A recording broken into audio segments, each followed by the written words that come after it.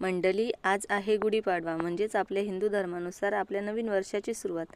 तर इकडे गुढीपाडवा म्हणजेच गुढी उभारण्यासाठी इकडे आमची लगबग चालू आहे आणि भाग्य आमची मदत करते।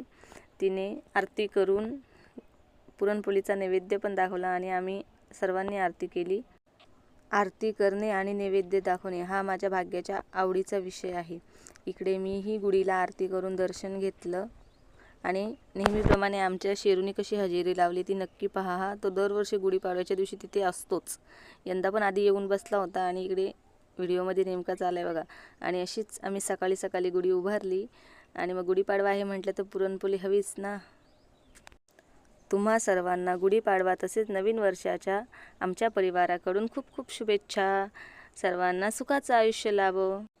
गुढी उभारून झाल्यानंतर इकडे पुरणपोळी खाऊन कसे दोघांचा आराम चाललाय ते तुम्ही पाहू शकता।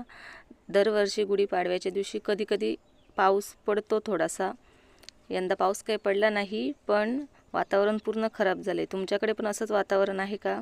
आणि गुढीच्या इथे मी भाग्याला थोडा अंघोळीसाठी गरम पाणी करायला ठेवलं होतं आणि मग संध्याकाळी 5 वाजता उभारलेली गुढी खाली उतरवण्यात आली।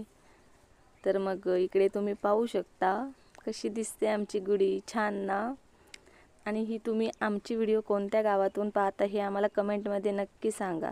व्हिडिओ आवडल्यास लाईक नक्की करा। धन्यवाद।